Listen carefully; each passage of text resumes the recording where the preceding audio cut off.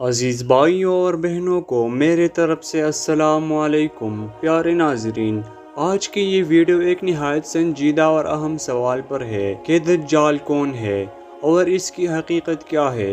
تو ویڈیو کو آخر تک لازمی دیکھیے، کیونکہ ہم اس فتنے کی اصل حقیقت آپ کو ڈاکٹر اسرار احمد کی بیان کی ہوئی باتوں سے واضح کریں گے۔ ناظرین، دجال کا ذکر ہمیں قرآن میں تو براہ راست نہیں ملتا، لیکن احادیث نبوی میں اسے سب سے بڑا فتنہ قرار دیا گیا ہے۔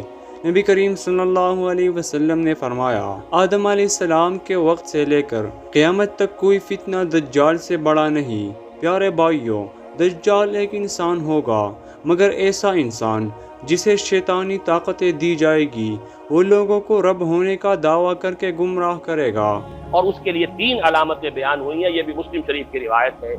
آپ نے فرمایا 3 چیزیں وہ ہیں کہ جب وہ ظاہر ہو گئیں تو پھر کسی کا ایمان لانا جو اس سے پہلے ایمان نہیں لایا تھا، اور اپنے ایمان میں اس نے کچھ اعمال صالحہ کی کمائی نہیں کی تھی، اب قتل مفید نہیں ہوگا اس کے لیے ایمان لانا۔ وہ 3 نشانیاں ہیں۔ طلوع الشمس من المغرب، سورج مغرب سے طلوع ہوگا۔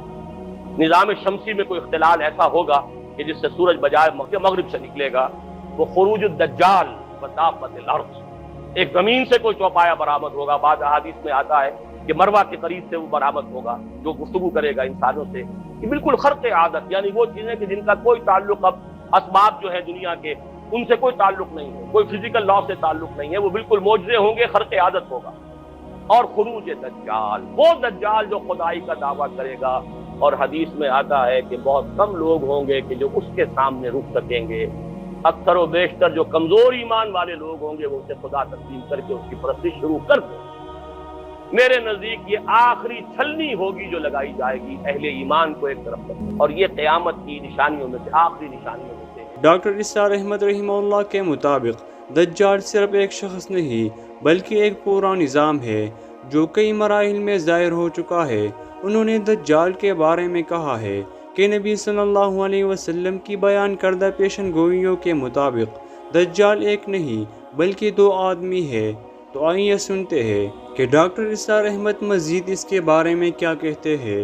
البتہ کچھ معاملات کے اندر احادیث میں کچھ اختلاف پایا جاتا ہے، اور یہ مشکلات الحدیث میں سے، اور میں بھی چونکہ اس مسئلے میں اب تک بھی کسی درجے میں ابھی قطعیت کے ساتھ کوئی بات نہیں کہہ پا رہا ہوں، لیکن اب چونکہ گمان غالب کے درجے میں ایک رائے تک پہنچ چکا ہوں، اس لیے میں نے آج اس بات کو آپ تک پہنچانے کے لیے یہ عنوان اختیار کیا۔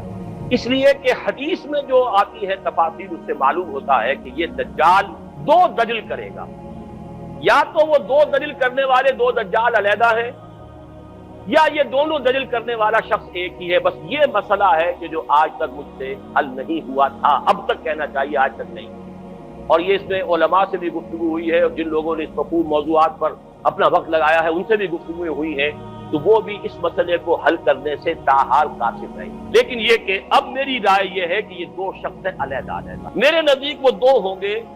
ایک وہ شخص جو جھوٹا مسیح ہونے کا دعویٰ کرے، المسیح الدجال، جیسے حضور نے فرمایا میری امت میں 30 دجال اٹھیں گے جو نبی کا دعویٰ کریں گے، جن میں سے 5-6 تو حضور کے اپنے زمانے میں اور آپ سے متصل پڑے ہوئے تھے، بعد میں محمد علی باب ہو، بہاءاللہ ہو، قادیانی، اور نہ معلوم کہاں کون اٹھے ہوں گے، واللہ عالم۔